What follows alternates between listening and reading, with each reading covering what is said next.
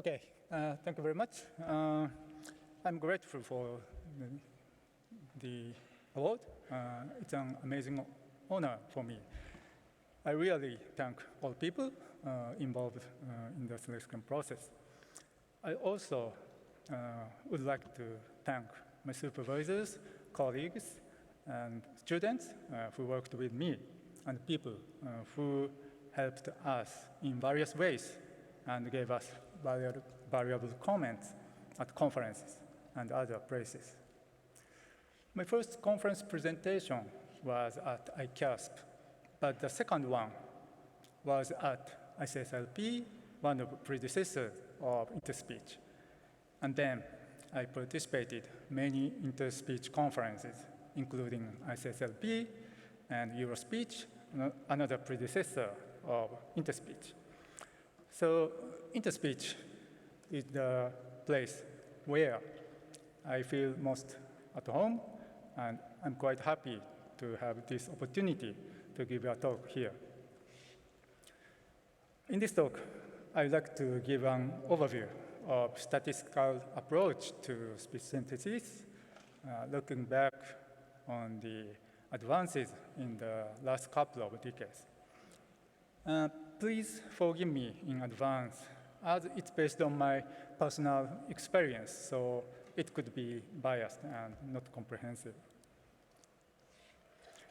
Okay, text-to-speech approaches have progressed from rule-based ones to corpus-based ones. Before the 90s, rule-based format synthesis had been often studied. In this case, phonetic units are built by handcrafted rules. After the 90s, corpus-based concatenative speech synthesis approaches dominated. In the unit selection approach, shown here, according to the text to be synthesized, speech units are selected from the whole speech database and concatenated in runtime using dynamic programming techniques. State-of-the-art speech synthesis systems based on unit selection can generate natural-sounding speech when the database is sufficiently large. However, it restricts the output speech to the same style as that in the original recordings. When we need to generate speech with, for example, various speaking styles or emotional expressions, a larger speech database containing such variations is required.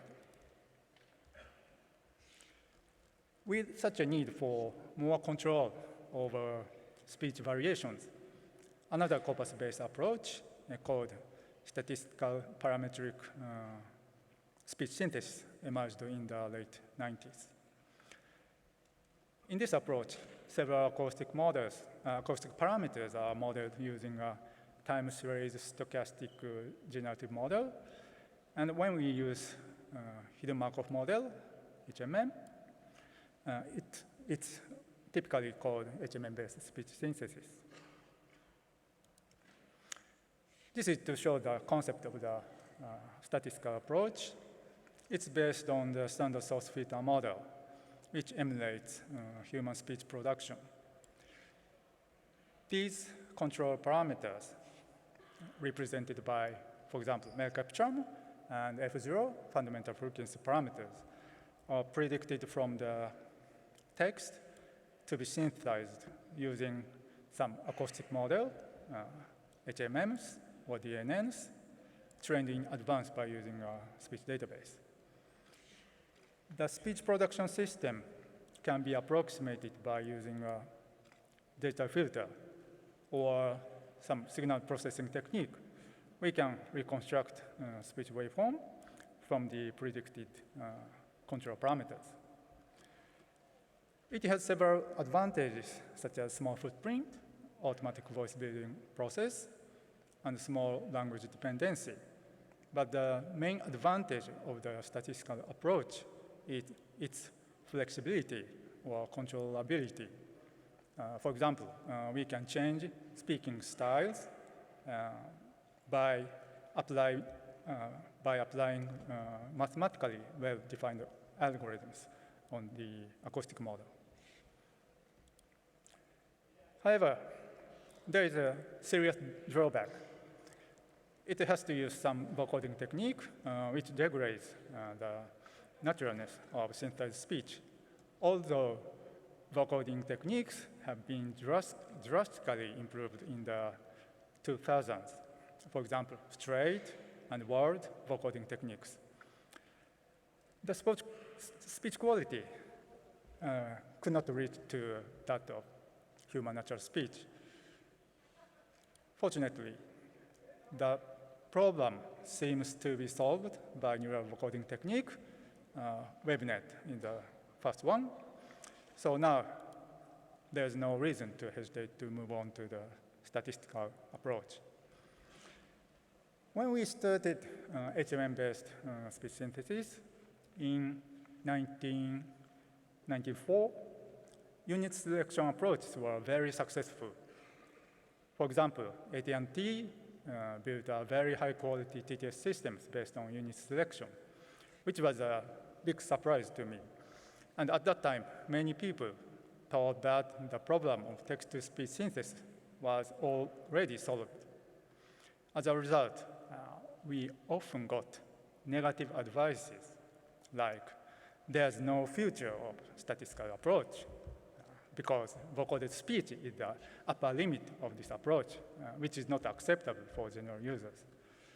However, I thought that to construct human-like talking machines, flexibility is more important, and I believed in the progress of speech signal processing technology. To substantiate it, we need almost 25 years of TTS research. Interestingly, rather speech recognition researchers often gave us favorable feedbacks. Probably the reason was that they were already working on a statistical approach to speech recognition. Actually, a speech recognition researcher kindly sent us very well-trained his acoustic model to help our TTS research. It seems that he was also interested in how his acoustic model sounds like. Of course, it sounded like an average voice because the acoustic model was speaker independent. Anyway, we learned a lot from speech recognition research and imported models and algorithms initially developed for speech recognition. For example, HMM training, state clustering, speaker adaptation, and so on. To me, it looked like a marriage between speech recognition research and speech synthesis research. Okay, this is the outline. Let me start with statistical formulation. This is the basic problem of speech synthesis. We have a speech database, a set of pairs of text and corresponding speech waveforms, given a text to be synthesized. What is the speech waveform corresponding to the text? The problem can be solved by estimating the predictive distribution and then drawing samples from the distribution. It's quite simple and straightforward. However, estimating the predictive distribution is hard. So we introduced some parametric representation, as shown here. Lambda is the model parameters. Then, approximating integral by maximizing this term, you can separate it into the training part and generation part. As we know, modeling speech waveform directly is not easy. So the generation process from text to speech is often decomposed into several submodules. This term corresponds to feature extraction or waveform generation, that is vocoding. X is speech waveform, and O is parametric representation of speech waveform X. For example, male capture and F0 fundamental frequency parameters. And this term corresponds to text analysis, which extract linguistic feature L from the text to be synthesized. We call L linguistic feature or context vector or contextual factors or label. And this is an example of linguistic features. In speech recognition, preceding and succeeding phone identities are often regarded as context. On the other hand, in speech synthesis, there are many other contextual factors that can affect spectrum, F0, and duration, as shown here. For example, number of phonemes in current syllable or part of speech information, and so on. And this term is the main one, acoustic model, which models relation between linguistic feature L and acoustic feature O. First, we use hidden Markov model as acoustic model. Of course, other time series generative models can be used. For example, trajectory models, DNNs, LSTMs, and so on. And once we decompose the generation process like this, these two problems, training and generation, can be rewritten as shown here. And again, it's approximated by step-by-step maximization for each term, as shown here. The text analysis module is often trained by using an external text corpus. And this corresponds to speech feature extraction, and this corresponds to labeling. And once we obtain the linguistic features and acoustic feature vectors, we can train some acoustic model, lambda. And in the synthesis part, or generation part, first we extract linguistic feature vector L from the text to be synthesized. Then generate speech feature vector O using the trained acoustic model. And finally, generate speech waveform X. As a result, the original program shown here can be decomposed into these feasible subproblems. And this is a standard way to construct text-to-speech synthesis systems in a statistical manner. Here, I would like to briefly summarize the HMM-based speech synthesis approach. Please note that each module corresponds to the subproblem shown in the previous slide. And let me skip the text analysis part. And then I would like to talk about speech feature extraction and speech waveform reconstruction. We assume the system function H represented by mel capture coefficients. That is, frequency warped capture coefficients. By assuming X is Gaussian process, we determine C in such a way that its likelihood is maximized.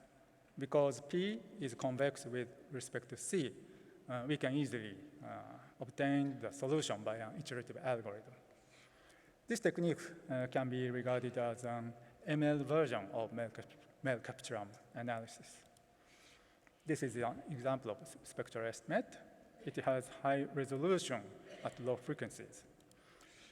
To reconstruct the speech waveform, the obtained mel capture from the obtained mel capture, we have to realize the transfer function h of z, although f of z can be implemented by this digital filter structure. H of z cannot be implemented directly because it includes exponential function, which is not a simple rational function. So by approximating the exponential function by a rational function, we implement it in this data filter structure. Please note that each f of z is given by this data filter structure. We refer to it as a ML-log spectrum approximation filter or MLSA filter. When we started HMM-based speech synthesis, most HMM-based speech recognition systems use MFCCs, but there was no explicit resynthesis algorithm based on MFCCs. We were lucky to have the MLSA filter. My supervisor, Professor Imai, is the inventor of the MLSA filter, and I was working on speech analysis and speech coding algorithms based on malcapture and the MLSA filter. Accordingly, it was easy to build a prototype of HMM-based speech synthesis system using malcapture-based techniques. And later, we combined it with the straight vocoding technique. Excuse me.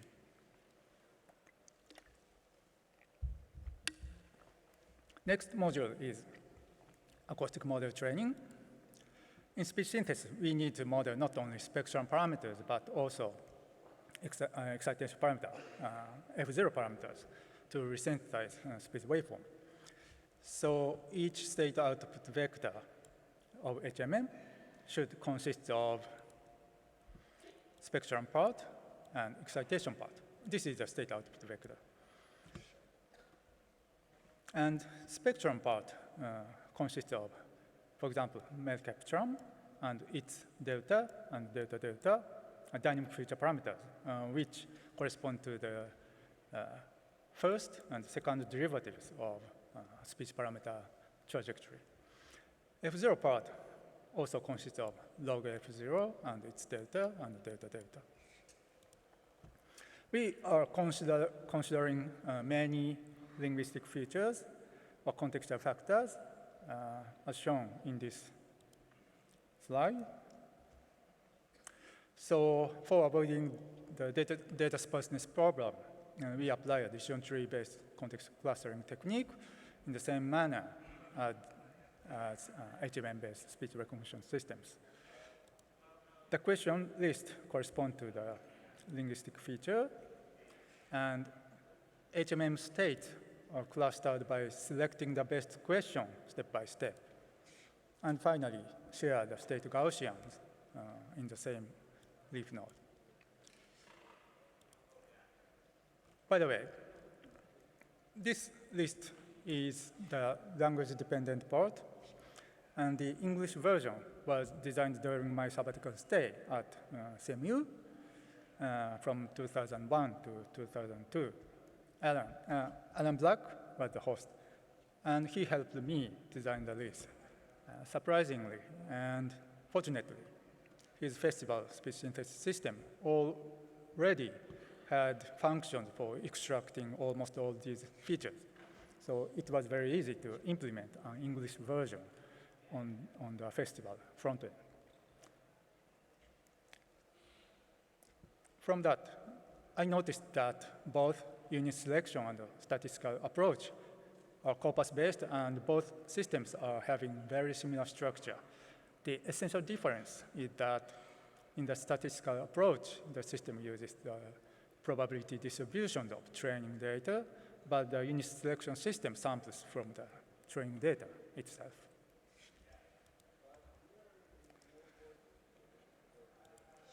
Okay, each knob spectrum and F0 have its own influential contextual factors. So distributions for spectrum and F0 should be clustered independently. Furthermore, to model temporal structure of speech parameter trajectory, we assume that the state durations are Gaussian, and all context-dependent three-dimensional Gaussians are clustered by a decision tree.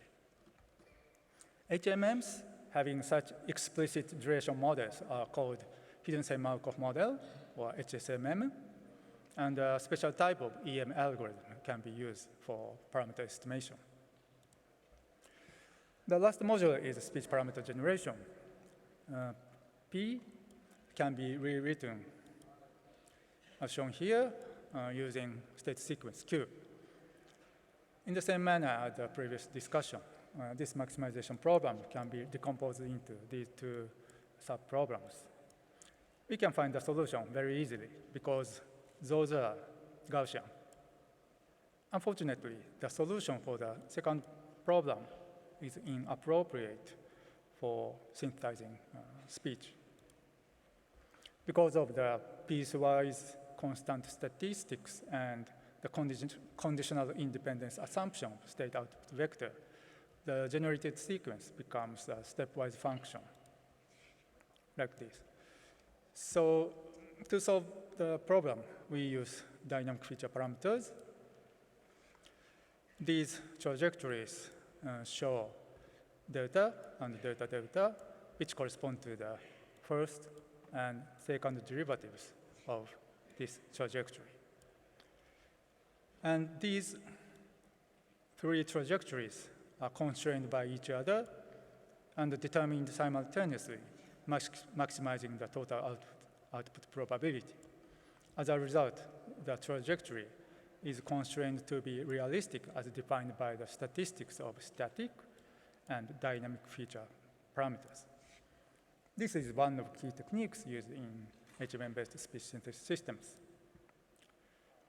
If we understand HMM correctly as a statistical model, it's easy to find that using HMM for speech synthesis is a better idea because the piecewise constant statistics and conditional independence assumption. However, HMM-based speech recognition systems achieved very good performance at that time. So I suppose that HMM could have a potential power to model dynamics of speech parameter trajectory and found that the dynamic feature parameters played an important role to alleviate the problem. Later, we showed that by normalizing the probability distribution with respect to C, we can derive a trajectory model called trajectory HMM, which gives an utterance level mean trajectory and utterance level temporal covariance for a given state sequence Q. I'm sorry, but we don't have enough time to go into details.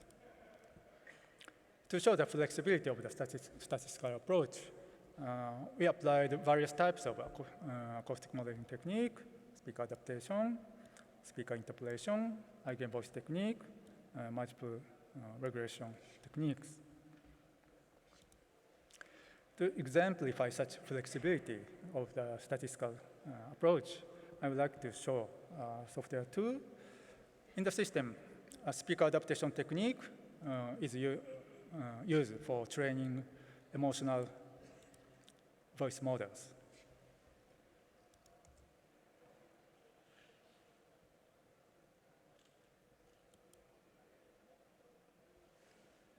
Okay. Let me type a text.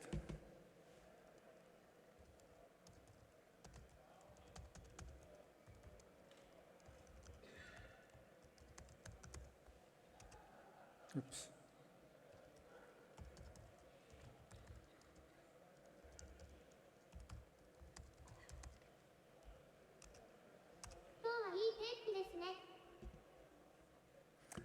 Okay, I'm sorry it's in Japanese, but it means it's nice weather today. And in this part, oh, excuse me, that's wrong.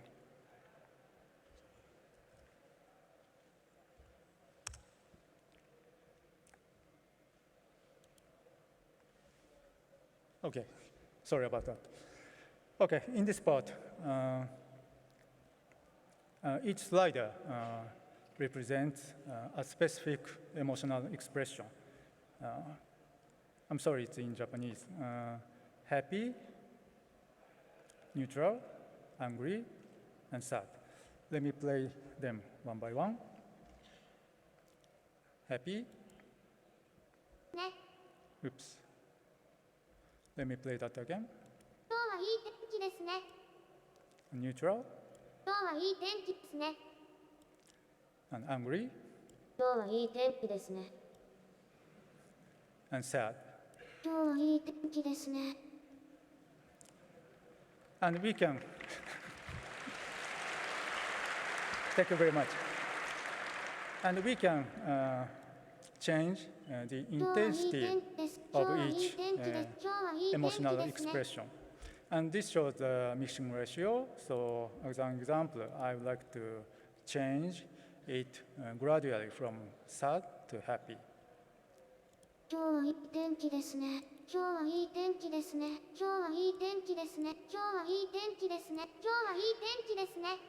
Now it sounds like she's happy. And this tool is designed for digital content creation. So if this interface is not enough, still you can modify it as you like by using another interface. Each box corresponds to a phoneme, and width corresponds to the duration of the phoneme, and height corresponds to average F0 of the phoneme.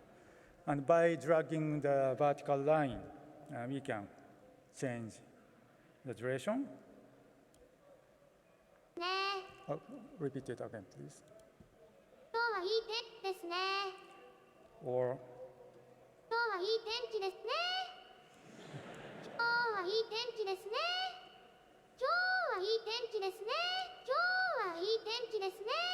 it's quite flexible. And it can also sing with the same voice. Let me put some notes.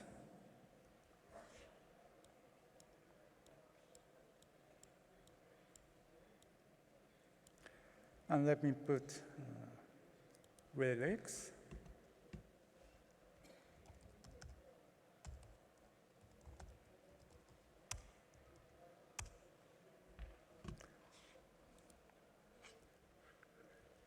And now it can sing with the same voice.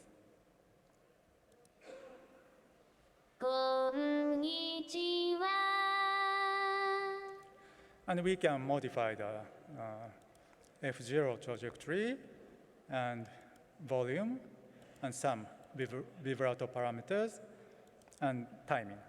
Please note that each vertical line corresponds to a state boundary of HMM.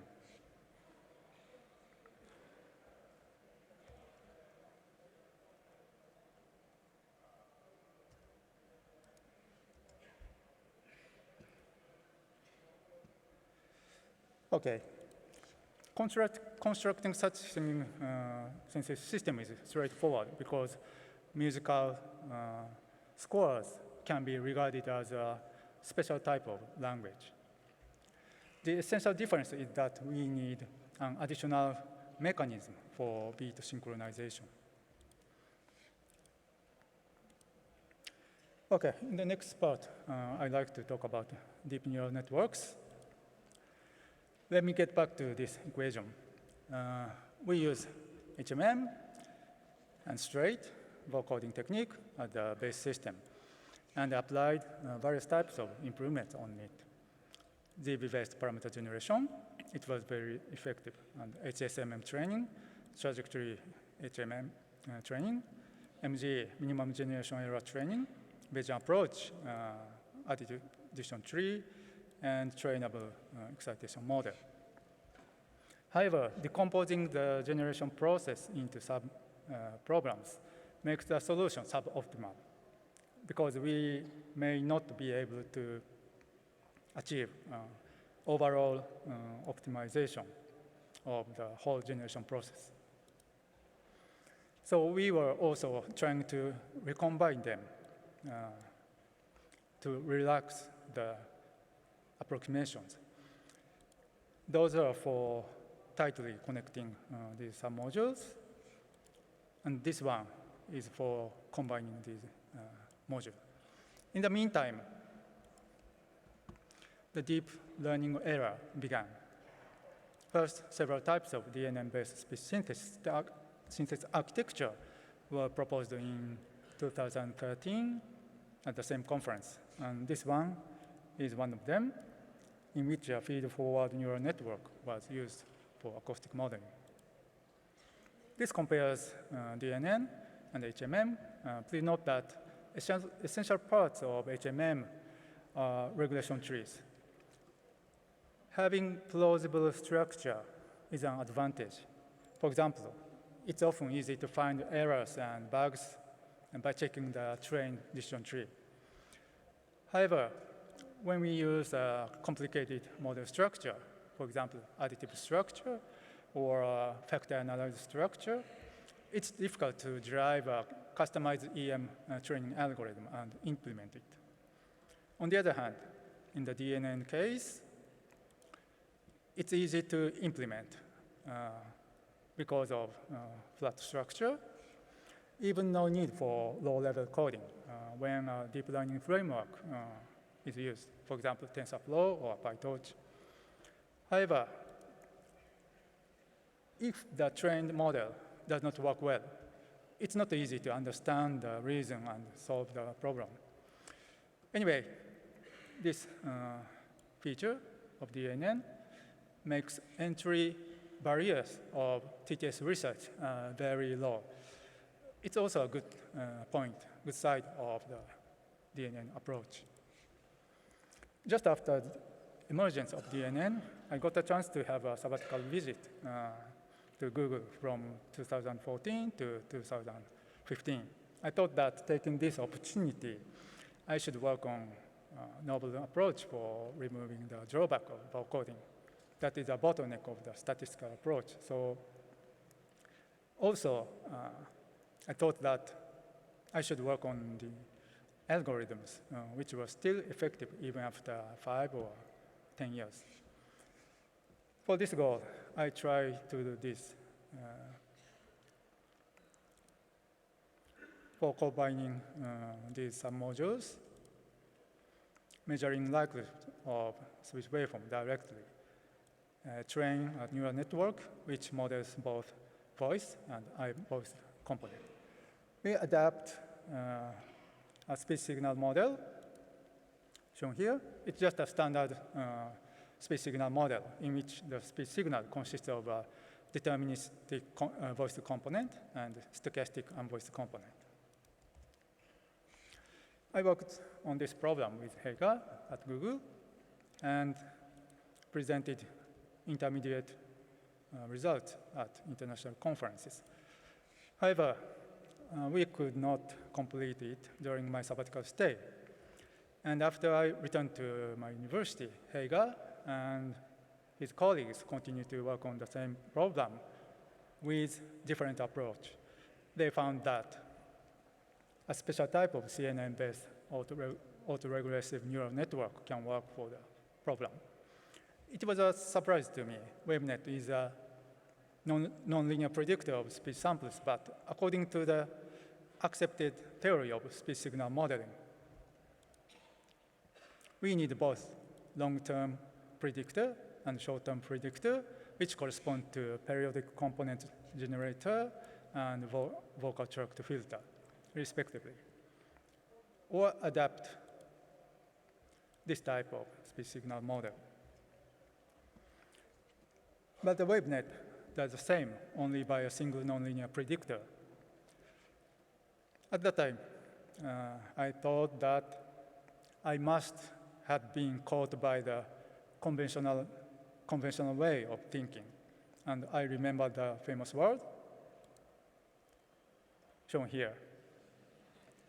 Every time I fire linguist, the performance of the speech recognizer goes up. I'm afraid that in the near future, someone would modify it, as shown here. I hope it does not happen. Anyway, WaveNet is a kind of revolution, and then many different types of DNNs for waveform generation have been proposed, as shown here. Autoregressive ones, normalizing flow for parallel computation, combining with source filter model, introducing signal processing technique. We also proposed one, but let me skip it because of the time limitation. And in this morning, just after this session, there is a session titled Neural Waveform Generation So we can find some more in that session. Okay, the another problem is temporal modeling or duration modeling. In the HSMM case, the duration model is included in the statistical generative model. On the other hand, in the simple DNN case, including LSTM, WebNet, we need an external duration predictor, as shown here. Phoneme level feature sequence is converted to the frame level feature sequence, and then your network converts it to the speech feature sequence, frame by frame. So we need an external duration predictor to convert it from phoneme level to frame level. However, for better modeling accuracy, it should be included in the acoustic model. To solve the problem, we borrowed the hidden Markov model structure. The neural network outputs parameters of each state of HSM, state Gaussian for modeling speech feature vectors, and Gaussian for state duration modeling. As a result, we can define the utterance level likelihood with respect to speech feature sequence on the trellis, which define the alignment between phoneme sequence and speech feature sequence. This system works pretty well, even for a very small database, less than 1 hour. It's also very useful for speak adaptation because the duration models can be adapted simultaneously. And then, in 2017, end-to-end speech synthesis, attention-based architectures were applied to combine these two submodules. Tactron 2, shown in this slide, is one of them. It consists of encoder, decoder, and attention. Encoder roughly corresponds to text analysis, and decoder corresponds to acoustic feature generation, and attention corresponds to mapping between text and acoustic feature sequence. And this is kind of duration model. Tactron 2 uses WaveNet as vocoder, and it was very impressive that it achieved a speech quality comparable to natural speech in most listening tests. It should be noted that it's difficult to apply Tactron-type architecture to some other languages whose writing system is complicated, for example, Japanese. So some systems apply the attention mechanism only to this part. In this case, it can be regarded as an acoustic model with a duration model like DNN-HSMM. In this context, the posterior probability on the trails can be regarded as a kind of attention. Okay. In the end-to-end approach, these intermediate variables are hidden or not well defined in the end-to-end system, so we cannot control them. However, we often need to modify intermediate variables. For example, customer may ask to correct the wrong pronunciation of the system, but it's difficult to correct it in an end-to-end system. Therefore, those variables should be latent, but obtained in a semi-supervised manner. This should be one of future research topics. What about deep learning in singing synthesis? Compared to reading speech, singing synthesis has longer temporal correlation. To model such long-term correlation, we apply CNN for acoustic modeling. I would like to show some demos.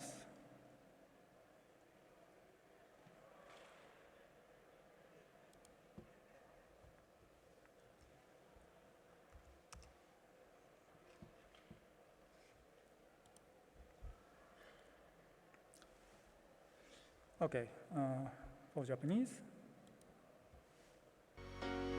最後の1秒まで集めたこの想い積み重ね And English.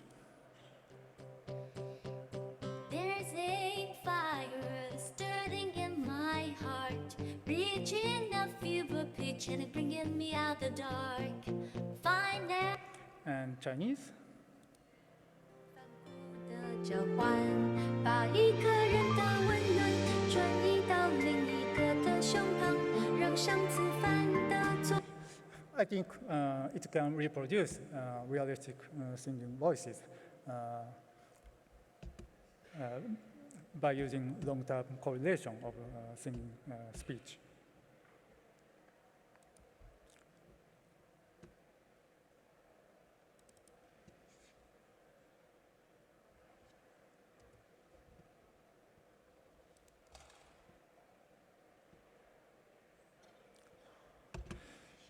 Okay.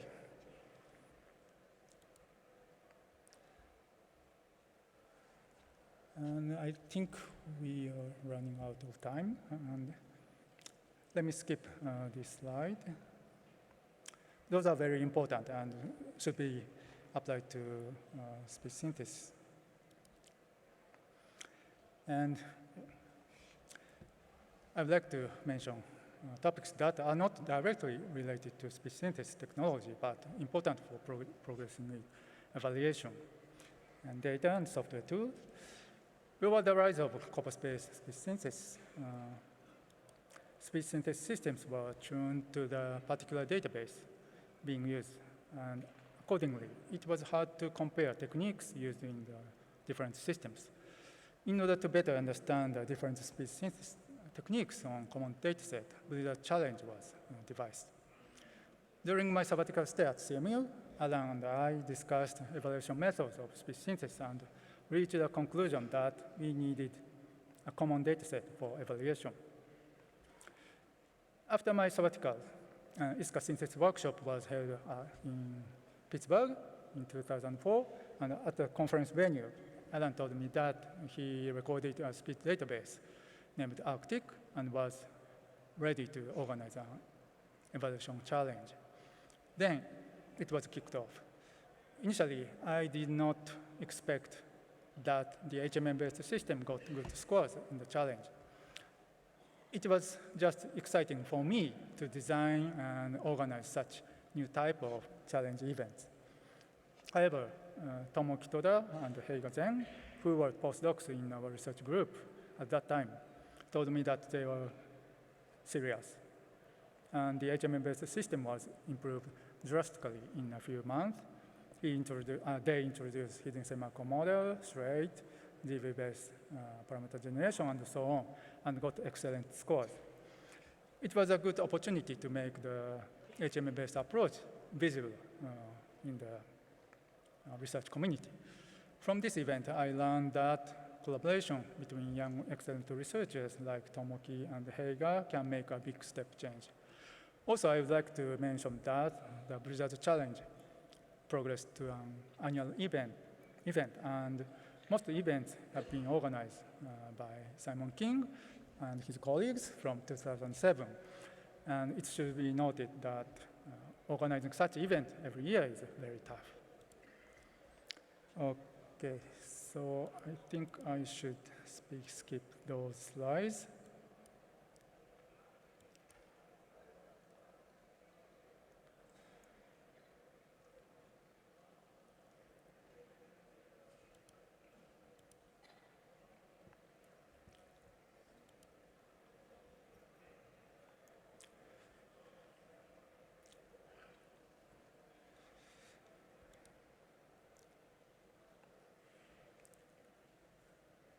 Okay, voice conversion has a close relationship to speech synthesis.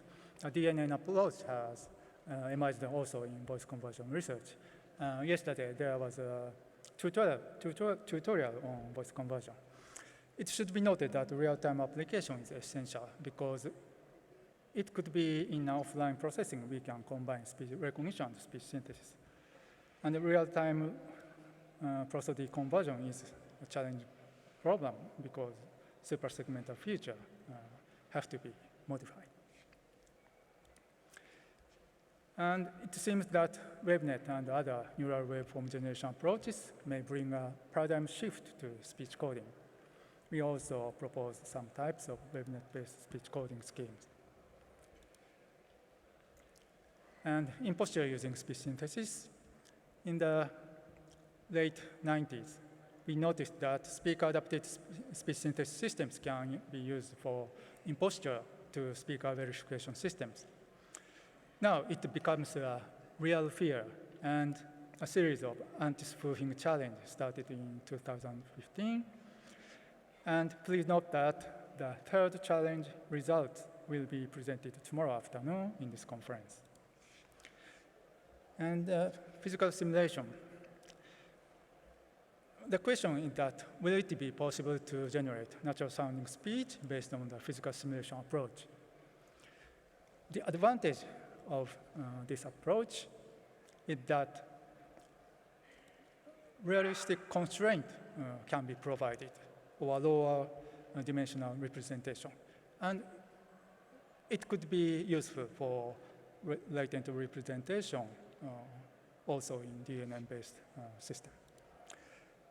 Okay, I talked about statistical approach to speech synthesis, in which whole speech synthesis process is described in statistical generative model-based framework. And now it has reached at the level that we cannot tell the difference between human and machine for reading speech. But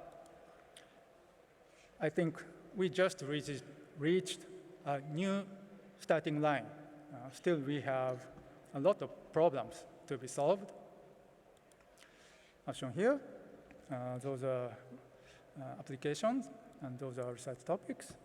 Basically, we need more flexibility and controllability for realizing diversity of natural speech.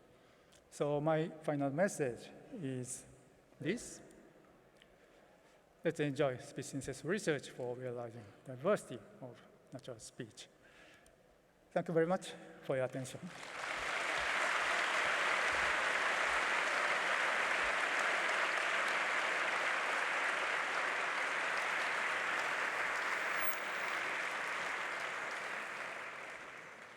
Thank you very much for this very, very nice talk. We may have a short time for questions. There's student helpers around with microphones. Please identify yourself. But people are apparently running for coffee.